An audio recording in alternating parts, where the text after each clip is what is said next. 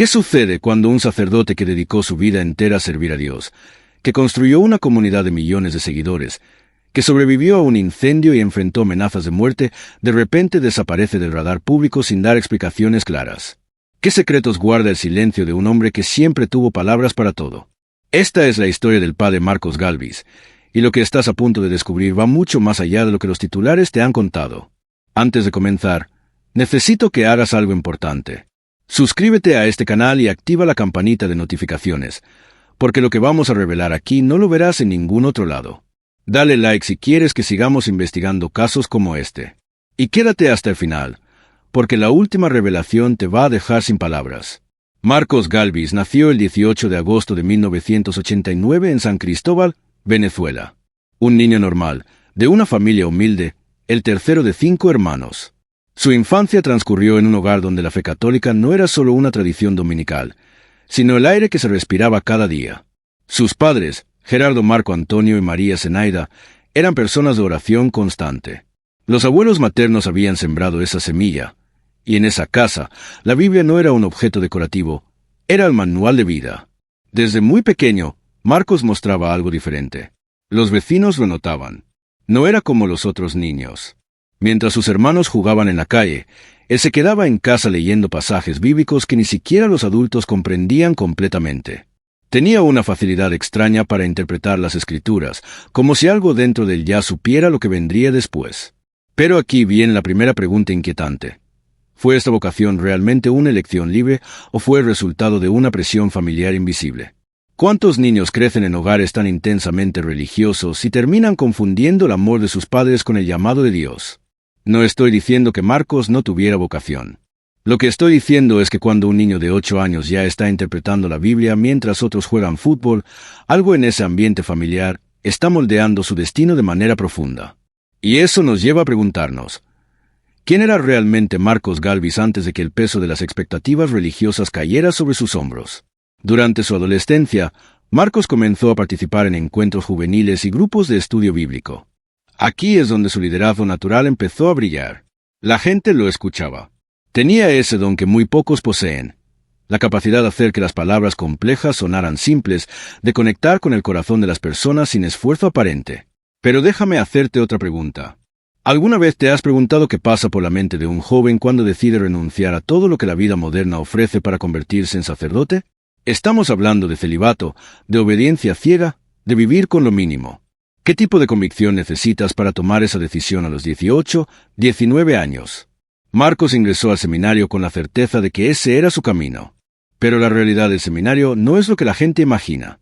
No es un lugar de paz constante y reflexión tranquila. Es un entorno de disciplina extrema, de cuestionamientos profundos, de noches largas donde los seminaristas se enfrentan a sus propios demonios internos. Y aquí está el detalle que muchos ignoran. Durante esos años de formación, Marcos enfrentó momentos de duda. Sí, duda. Incluso él, el joven que parecía tener todo claro, tuvo momentos donde se preguntó si estaba haciendo lo correcto. ¿Qué pasó en esos momentos? ¿Quién lo sostuvo?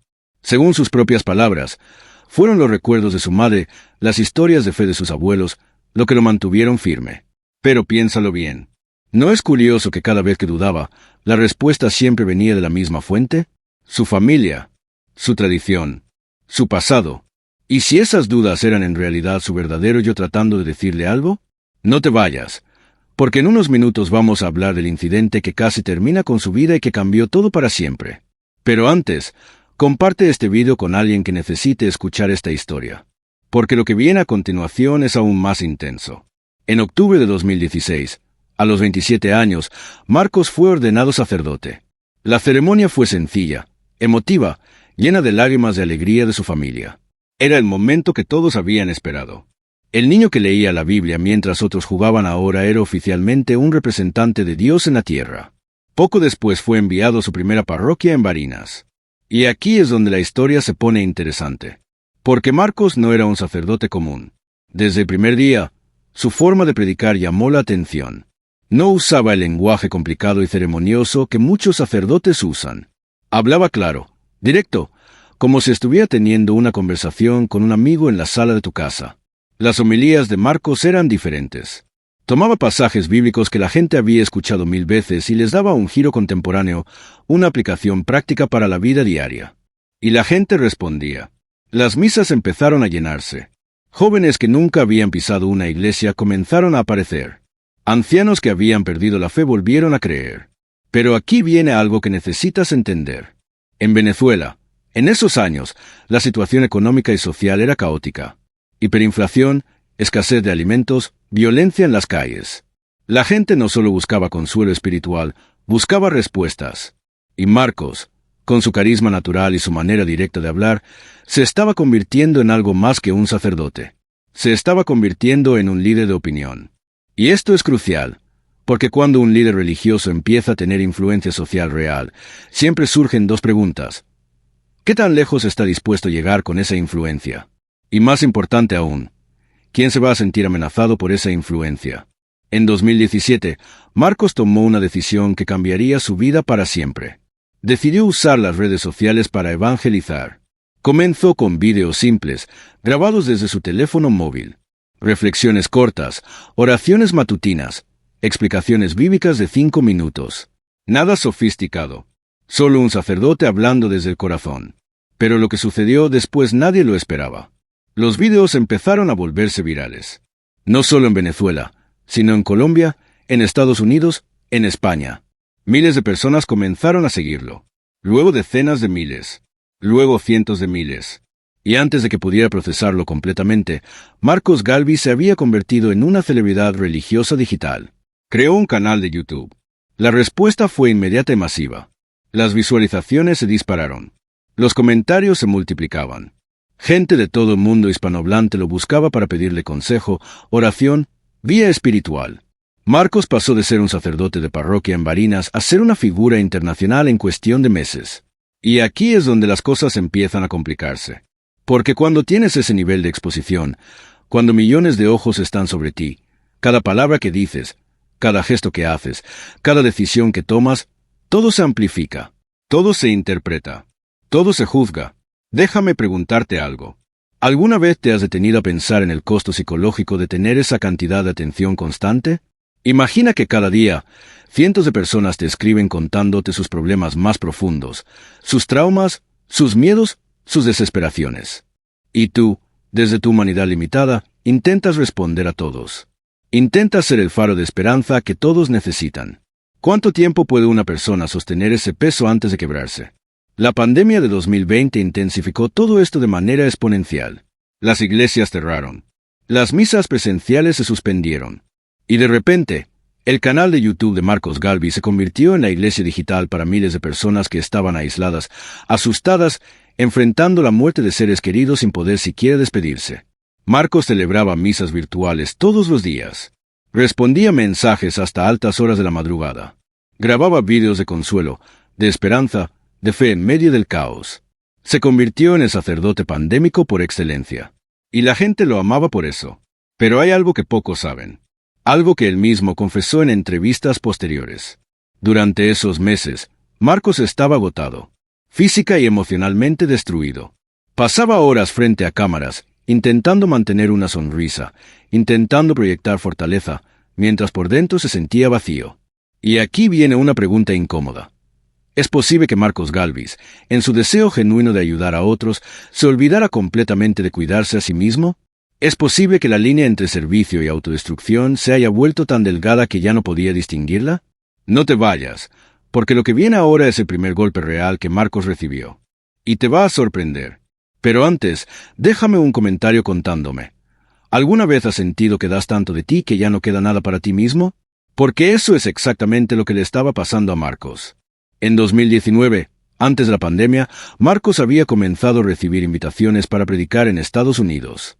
Comunidades hispanas en Carolina del Norte, Carolina del Sur, Florida, lo buscaban para organizar retiros, noches de adoración, conferencias. Y él aceptaba. Viajaba constantemente. Predicaba ante cientos de personas. Regresaba a Venezuela. Continuaba con su trabajo digital. Desde afuera, todo parecía perfecto. Un sacerdote joven, carismático, exitoso, con una misión clara y un mensaje poderoso. Pero desde adentro, algo estaba comenzando a agrietarse. Porque cuando tienes ese nivel de exposición, también atraes críticas. Y no cualquier tipo de críticas. Críticas feroces, personales, destructivas. Y aquí es donde la historia toma un giro oscuro. En octubre de 2021, Marcos predicó una homilía en Barinas que cambiaría su vida para siempre. En ese sermón, habló sobre la corrupción, sobre el enriquecimiento injustificado de personas en el poder, sobre la injusticia social que estaba destruyendo Venezuela. No mencionó nombres. No señaló a nadie específicamente, pero habló con una contundencia que muchos no esperaban. Y la reacción fue inmediata. Sectores políticos interpretaron sus palabras como un ataque directo contra figuras del gobierno. Las redes sociales explotaron. Algunos lo defendían como un profeta valiente. Otros lo acusaban de politizar el púlpito, de usar su posición religiosa para hacer propaganda. Pero aquí está el detalle que muchos pasaron por alto. Marcos no estaba haciendo nada diferente a lo que había hecho siempre. Siempre había hablado sobre justicia, sobre verdad, sobre dignidad humana. Esos habían sido sus temas constantes desde el principio. Entonces, ¿qué cambió? ¿Por qué de repente sus palabras se interpretaron como peligrosas? La respuesta es simple y aterradora, porque ahora tenía poder. Tenía millones de seguidores. Tenía influencia real. Y cuando un líder religioso con ese nivel de alcance empieza a cuestionar estructuras de poder, siempre hay consecuencias. Y las consecuencias llegaron rápido. Algunos medios locales que antes cubrían sus actividades con entusiasmo comenzaron a distanciarse. Publicaciones que destacaban su labor evangelizadora desaparecieron. En su lugar, aparecieron artículos cuestionando sus viajes a Estados Unidos, insinuando que su estilo de vida no era compatible con el de un sacerdote humilde de parroquia. Marcos respondió públicamente. Explicó que todos sus viajes eran misiones evangelizadoras organizadas por comunidades que lo invitaban. Aclaró que los gastos eran cubiertos por los organizadores. Defendió su transparencia. Pero el daño ya estaba hecho. La semilla de la duda había sido plantada. Y aquí viene algo que necesitas entender sobre cómo funcionan las campañas de desprestigio. No necesitan pruebas. Solo necesitan insinuaciones. Solo necesitan plantar preguntas en la mente de la gente. ¿Por qué viaja tanto? ¿De dónde sale el dinero? ¿Qué está haciendo realmente en esos viajes? Y aunque Marcos daba explicaciones claras, aunque su vida era un libro abierto, las insinuaciones seguían circulando. Porque es más fácil destruir una reputación que construirla. Y es más fácil creer un rumor jugoso que una verdad aburrida. Pero lo peor aún no había llegado. En 2022, mientras trabajaba en la construcción de una capilla en la comunidad de La Castellana, Marcos comenzó a recibir mensajes anónimos. Amenazas, intimidaciones, acusaciones sin fundamento que circulaban en grupos de WhatsApp y redes sociales. No eran críticas teológicas. No eran debates sobre doctrina. Eran ataques personales, diseñados para asustarlo, para silenciarlo, para obligarlo a retroceder. Y funcionaron. Marcos, por primera vez en su ministerio, sintió miedo real. No solo preocupación o inquietud, miedo genuino por su seguridad física. Y tomó una decisión que muchos criticaron pero que, visto en retrospectiva, fue probablemente la única opción racional. Renunció temporalmente a sus responsabilidades en La Castellana. Algunos lo vieron como un abandono, otros como cobardía. Pero pregúntate esto. ¿Qué harías tú si recibieras amenazas constantes y no tuvieras protección real? ¿Te quedarías solo por mantener una imagen de valentía? ¿O protegerías tu vida? La verdad incómoda es que Marcos estaba solo. La diócesis no le ofreció el respaldo inmediato que necesitaba. No hubo declaraciones públicas de apoyo. No hubo medidas de protección. Solo silencio institucional. Y ese silencio dolió más que las amenazas mismas. Porque aquí está la realidad brutal sobre las instituciones religiosas. Cuando un miembro se vuelve controversial, cuando su presencia genera problemas, aunque sean problemas causados por otros, la institución tiende a distanciarse. No por maldad necesariamente, sino por autopreservación. Marcos se dio cuenta de algo devastador en ese momento. Estaba construyendo su ministerio sobre una estructura que no lo protegería cuando más lo necesitara. Pasó semanas en un estado de aislamiento autoimpuesto. No grababa vídeos. No predicaba. Apenas respondía mensajes. Su comunidad digital estaba preocupada, confundida, asustada. ¿Qué le había pasado a su sacerdote favorito? Porque había desaparecido. Y él, desde su silencio, luchaba contra una crisis existencial profunda. ¿Valía la pena continuar? ¿Debía seguir exponiendo su vida por un ministerio que parecía atraer solo problemas? ¿O debía retirarse a una vida más simple, más segura, más predecible? Fue su madre quien lo sacó de ese abismo. En una conversación telefónica que Marcos recordaría para siempre, ella le dijo algo simple pero poderoso. Tu vocación no depende de las circunstancias. Depende de tu respuesta a Dios. Y Dios no te llamó para que fueras fácil. Te llamó para que fueras fiel. Esas palabras lo cambiaron todo. Marcos decidió regresar, pero no al mismo lugar, no de la misma manera. Decidió reorientar su ministerio casi completamente hacia el ámbito digital. Si la presencia física lo ponía en peligro, si las estructuras institucionales no lo protegían, entonces construiría su propia plataforma, una donde su mensaje pudiera llegar sin intermediarios, sin censura, sin miedo. Intensificó su presencia en YouTube, fortaleció su canal, creó espacios de formación en plataformas como Patreon. Desarrolló una comunidad digital global que no dependía de ninguna parroquia específica, de ninguna diócesis específica, de ningún país específico. Y funcionó. Su audiencia creció más que nunca. Su influencia se expandió. Pero algo había cambiado en él. Ya no era el joven sacerdote idealista que creía que la institución lo respaldaría siempre. Ahora era un hombre que había aprendido la lección más dura.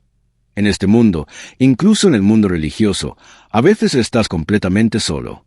Y esa lección lo preparó para lo que vendría después. Porque el golpe más fuerte aún no había llegado.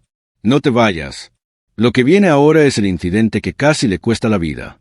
Y las secuelas de ese incidente son más perturbadoras de lo que imaginas.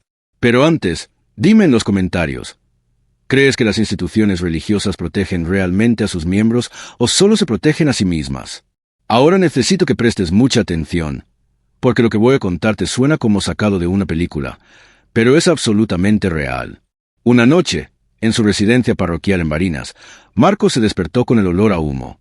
Al principio pensó que era algo fuera de la casa, tal vez algún vecino quemando basura. Pero cuando abrió los ojos, vio las llamas. Su residencia estaba ardiendo. No tuvo tiempo de pensar. Solo actuó por instinto. Intentó llegar a la puerta, pero el fuego había consumido gran parte del pasillo. El humo era tan denso que apenas podía respirar. Se tiró al suelo, arrastrándose, tosiendo, sintiendo como sus pulmones se llenaban de gases tóxicos. Afuera, los vecinos habían visto las llamas y corrieron a ayudar. Rompieron una ventana, gritaron su nombre.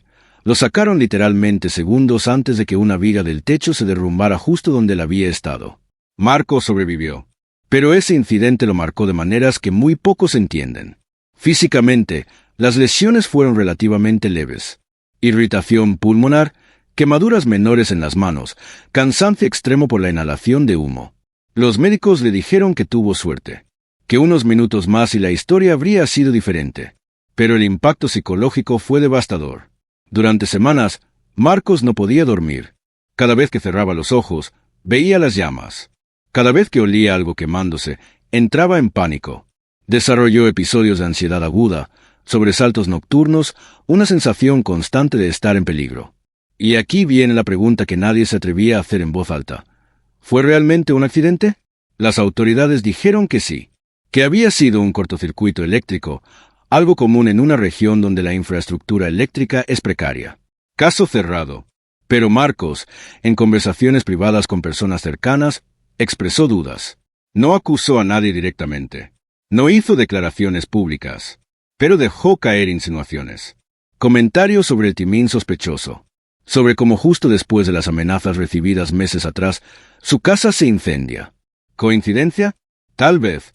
Pero en un contexto donde ya había recibido mensajes intimidatorios, donde ya había sido señalado públicamente, donde ya había enfrentado intentos de silenciarlo, ¿realmente es tan descabellado pensar que alguien pudo haber querido asustarlo de una manera más directa?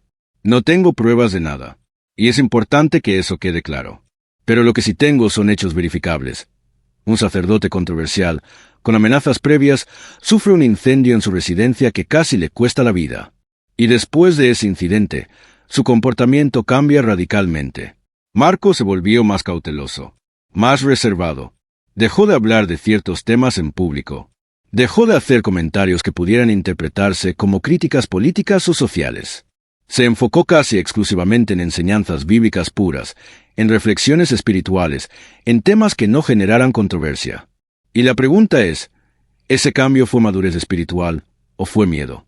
Después del incendio, Marcos tuvo que someterse a tratamientos médicos prolongados, oxigenoterapia para limpiar sus pulmones, seguimiento pulmonar constante, terapia psicológica para manejar el trauma. Y aquí es donde surge un detalle interesante. Decidió hacer muchos de esos tratamientos en Estados Unidos. ¿Por qué? Según él, porque la infraestructura médica venezolana no era suficiente para el tipo de cuidados que necesitaba. Y eso tiene sentido. Pero también es cierto que después del incendio, pasaba cada vez más tiempo fuera de Venezuela, como si estar en su país se hubiera vuelto peligroso. La pandemia llegó poco después del incendio y Marcos se lanzó de lleno al trabajo digital. Ya no tenía una parroquia física donde sentirse seguro, pero tenía una comunidad virtual de millones de personas. Y esa comunidad se convirtió en su refugio. Celebraba misas virtuales todos los días. Ofrecía sesiones de formación bíblica en vivo. Respondía preguntas en tiempo real. Se convirtió en el sacerdote más accesible que muchas personas habían conocido. No tenías que ir a una iglesia para encontrarlo. Solo tenías que encender tu teléfono. Pero había un costo que muy pocos veían. Marcos estaba trabajando 18, 20 horas al día. Dormía poco, comía mal, vivía en un estado de hiperconectividad constante. Y aunque su mensaje era de paz y esperanza, su vida personal era un caos de agotamiento y ansiedad. En entrevistas posteriores, confesó que durante la pandemia tuvo momentos donde sintió que no podía más, donde pensó en simplemente apagar todo y desaparecer. Pero cada vez que tenía esos pensamientos, recibía un mensaje de alguien diciéndole que sus vídeos le habían salvado la vida, que su palabra había sido el único consuelo en medio de la pérdida de un ser querido. Y esos mensajes lo mantenían funcionando, pero también lo ataban a una rutina insostenible. Aquí viene algo que necesitas entender sobre el agotamiento pastoral. No es solo cansancio físico, es un agotamiento del alma. Es dar tanto de ti mismo que llega a un punto donde ya no sabes quién eres más allá de tu función. Marcos había dejado de ser una persona.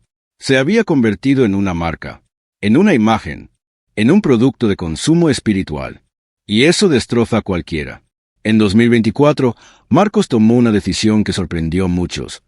Aceptó un traslado a Madrid para un nuevo servicio pastoral. Dijo que necesitaba un cambio de aires, una oportunidad de servir en un contexto diferente, de aprender de otras comunidades. Pero hay quienes dicen que en realidad estaba huyendo de las amenazas, huyendo del trauma, huyendo de una Venezuela que se había vuelto demasiado peligrosa para él. Llegó a Madrid con esperanzas renovadas. Pensó que allí encontraría un ambiente más tranquilo, más fraterno, más seguro. Pero lo que encontró fue todo lo contrario. Según sus propias declaraciones públicas, se enfrentó a un grupo de aproximadamente 30 sacerdotes que lo veían con desconfianza, que cuestionaban su estilo de evangelización digital, que consideraban que sus transmisiones en línea no eran apropiadas, que lo presionaban para que abandonara su presencia en redes sociales. Marcos se sintió silenciado, atrapado.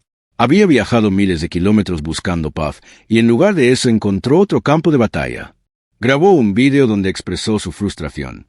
Habló de sentirse perseguido, de sentirse incomprendido, de sentirse traicionado por la institución que se suponía debía protegerlo. Ese vídeo generó una ola de reacciones. Algunos lo apoyaron, diciendo que era valiente por hablar su verdad. Otros lo criticaron, diciendo que estaba siendo irrespetuoso con sus superiores, que estaba creando división, que estaba usando su plataforma para generar controversia. Y aquí viene una pregunta fundamental. ¿Tenía Marcos derecho a expresar su dolor públicamente? ¿O como sacerdote debía guardar silencio por el bien de la unidad institucional? No hay una respuesta fácil. Pero lo que está claro es que ese vídeo marcó un punto de quiebre. Después de eso, su relación con la Arquidiócesis de Madrid se volvió tensa. Muy tensa. Y entonces sucedió algo que nadie esperaba. Marcos dejó de publicar contenido con la misma frecuencia. Sus transmisiones se volvieron esporádicas. Sus mensajes, más cortos. Su presencia, menos constante. Y la gente empezó a preguntar, ¿qué le está pasando al padre Marcos Galvis? Circularon rumores de todo tipo. Que estaba enfermo, que había renunciado al sacerdocio, que había sido sancionado por la Iglesia, que estaba en una crisis de fe, que había sufrido una recaída psicológica después del trauma del incendio. Pero la verdad es que nadie sabía realmente qué estaba pasando, porque Marcos había dejado de hablar, y ese silencio Viniendo de alguien que siempre había tenido palabras para todo, era más perturbador que cualquier explicación. Algunos de sus seguidores más cercanos lograron contactarlo. Le preguntaron si estaba bien, y él respondía con mensajes vagos. Estoy en un proceso de discernimiento. Necesito tiempo para mí. Oren por mí. Pero nunca daba detalles concretos. ¿Qué estaba pasando realmente? ¿Había sido obligado a guardar silencio? ¿Había tomado la decisión por sí mismo? ¿Estaba siendo presionado por sus superiores? ¿O simplemente había llegado a su límite y necesitaba alejarse para no colapsar completamente? La realidad es que probablemente nunca sabremos la respuesta completa. Porque hay cosas que suceden en los pasillos de las instituciones religiosas que nunca llegan al público. Hay conversaciones privadas, acuerdos no escritos, presiones sutiles que moldean las decisiones de las personas sin dejar rastro visible. Lo que sí sabemos es esto. Marcos Galvis, el sacerdote que construyó un ministerio de millones de seguidores, que sobrevivió a un incendio, que enfrentó amenazas, que predicó en medio de una pandemia global, que viajó por el mundo llevando su mensaje, ese Marcos Galvis prácticamente desapareció de la escena pública en 2024. Y aquí viene la pregunta que todos deberían estar haciendo. ¿Por qué? ¿Fue decisión propia o presión externa? ¿Fue agotamiento o censura? ¿Fue crisis espiritual o estrategia institucional? La verdad es que probablemente fue una combinación de todo. Porque la vida nunca es tan simple como queremos que sea. Las decisiones humanas rara vez tienen una sola causa. Somos el resultado de 1000 presiones, 1000 miedos, 1000 esperanzas, 1000 desilusiones, todas mezclándose en un caos que apenas podemos comprender. Lo que está claro es que Marcos Galvis pagó un precio altísimo por su visibilidad, por su valentía, por su honestidad, por su deseo de servir. Y ese precio no fue solo público.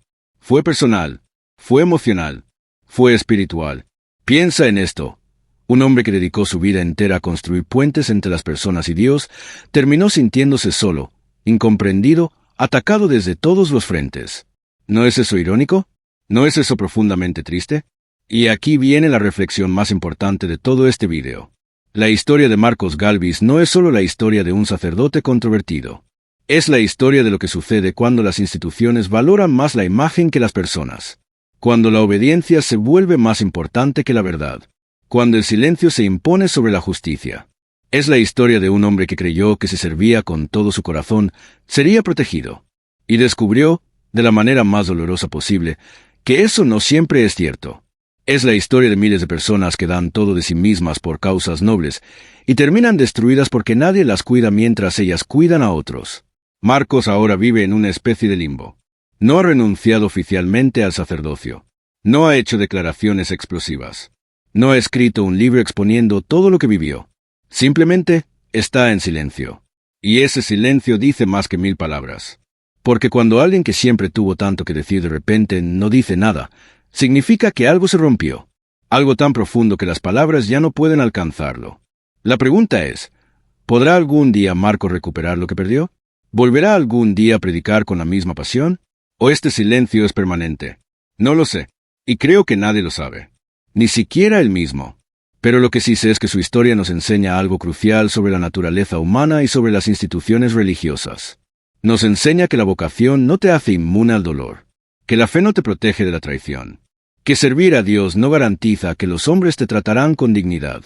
Nos enseña que incluso los líderes más fuertes tienen puntos de quiebre, que incluso los más valientes sienten miedo, que incluso los más dedicados llegan a su límite. Y nos enseña algo aún más importante, que necesitamos sistemas que protejan a las personas, no solo a las instituciones. Que necesitamos espacios donde sea seguro ser vulnerable, donde sea posible pedir ayuda sin ser visto como débil. Porque si alguien como Marcos Galvis, con toda su fe, toda su preparación, todo su apoyo comunitario, pudo ser destruido por el sistema que se suponía debía sostenerlo, ¿qué esperanza hay para el resto de nosotros? Esta es la pregunta que deberíamos estar haciéndonos. No solo como creyentes, sino como seres humanos, como sociedad, como comunidad, porque al final, la historia de Marcos no es excepcional. Es solo una versión más visible de lo que miles de personas experimentan en silencio todos los días. Líderes religiosos que se queman en el servicio. Trabajadores sociales que colapsan por el peso de los problemas ajenos.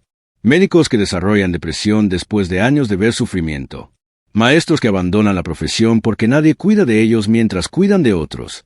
Todos ellos son, de alguna manera, reflejos de Marcos Galvis. Personas que dieron todo y descubrieron demasiado tarde que nadie estaba cuidándolos a ellos. Y eso tiene que cambiar. No tengo una solución mágica. No tengo un plan de 10 pasos para arreglar el sistema. Pero sí sé que empieza con algo simple: reconocer el problema. Dejar de romantizar el sacrificio. Dejar de glorificar el agotamiento. Dejar de esperar que las personas sean mártires silenciosos. Porque el martirio no es virtuoso cuando es evitable.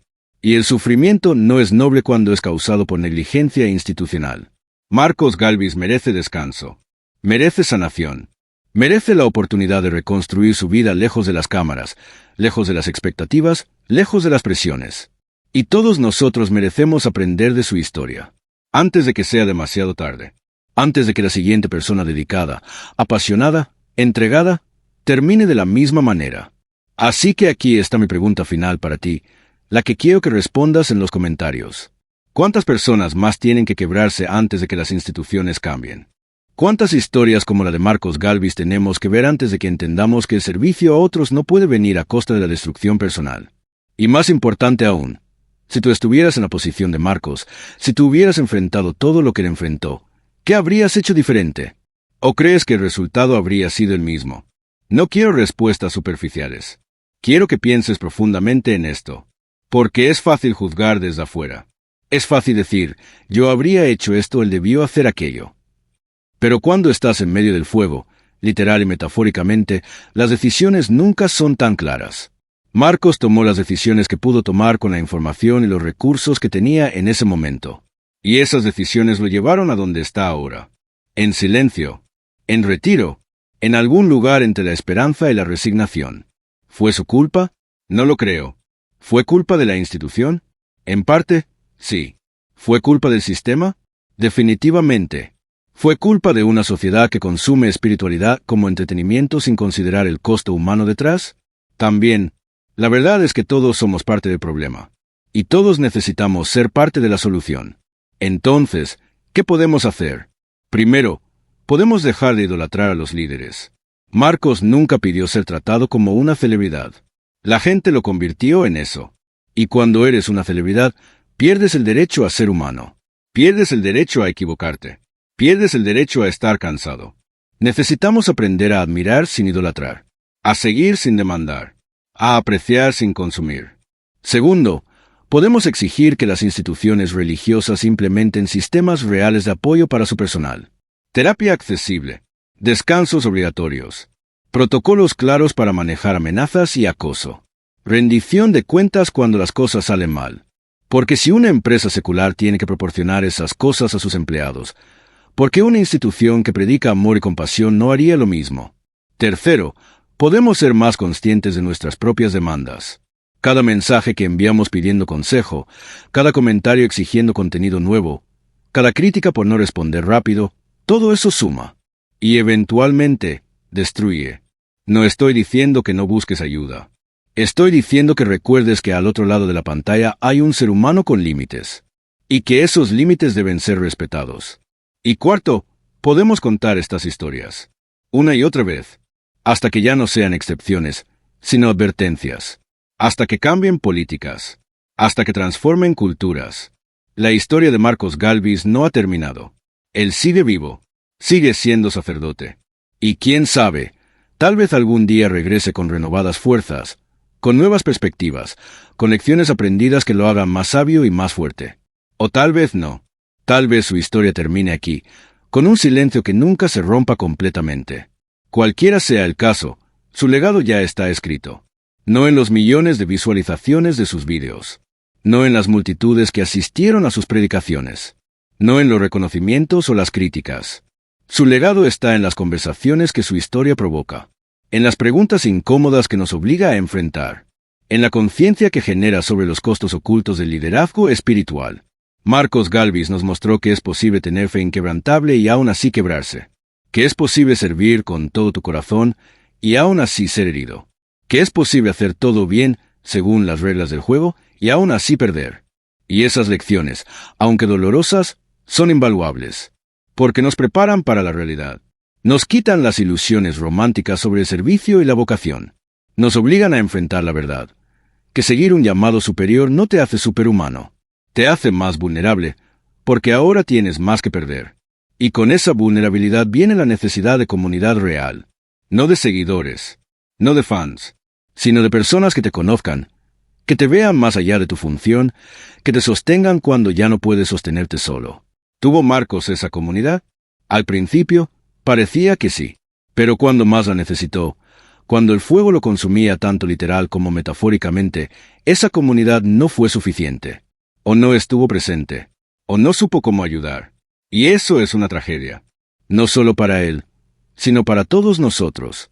Porque significa que incluso rodeados de millones de personas, podemos estar completamente solos. Entonces te pregunto de nuevo, ¿qué vas a hacer con esta información?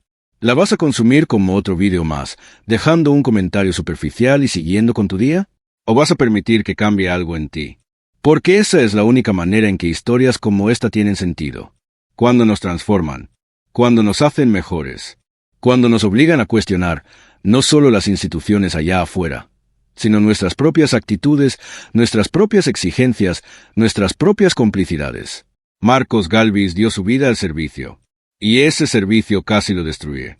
La pregunta es, ¿vamos a aprender de su sacrificio o vamos a esperar a que la siguiente persona se quiebre para prestar atención? Antes de terminar, quiero que hagas algo por mí. Bueno, no por mí. Por todas las personas como Marcos que están al borde del colapso ahora mismo. Piensa en alguien que conoces que da mucho de sí mismo. Un líder comunitario, un trabajador social, un maestro, un pastor, alguien que siempre está disponible para otros, pero que tal vez nadie cuida. Y hoy, solo por hoy, pregúntale cómo está realmente, no con cortesía social, con interés genuino. Y cuando responda bien, insiste suavemente, porque las personas que más necesitan ayuda son las que mejor saben esconder su dolor. Ese pequeño gesto podría cambiar una vida. Podría evitar que la próxima historia como la de Marcos termine en silencio. Y si tú eres esa persona, si tú eres quien da y da hasta no tener nada más que dar, escucha esto. No eres débil por necesitar ayuda. No eres menos valioso por tener límites. No eres un fracaso por sentirte agotado. Tu valor no está en lo que produces. Está en que existes. Y mereces cuidado, descanso, protección, tanto como cualquier persona a la que ayudas. Por favor, no esperes al incendio. No esperes a las amenazas. No esperes al colapso total. Busca ayuda ahora. Establece límites ahora. Protege tu salud mental ahora. Porque el mundo necesita tu luz, pero no necesita tu martirio. La historia del padre Marcos Gálvez es una historia de fe, de servicio, de sacrificio. Pero también es una historia de advertencia. Una que todos deberíamos escuchar. Y ahora es tu turno. Deja tu comentario contándome. ¿Qué parte de esta historia te impactó más? ¿Conoces a alguien que ha pasado por algo similar? ¿Crees que las instituciones cambiarán algún día, o esta historia se repetirá una y otra vez? No olvides suscribirte si aún no lo has hecho. Activa la campanita. Dale like si este video te hizo pensar. Compártelo con alguien que necesite escuchar este mensaje. Porque al final, la única manera de honrar la historia de Marcos es asegurándonos de que no sea en vano. De que sirva para cambiar algo. Para proteger a alguien. Para salvar aunque sea una vida del mismo destino. Nos vemos en el próximo video. Y recuerda, la verdad no siempre es cómoda, pero siempre es necesaria.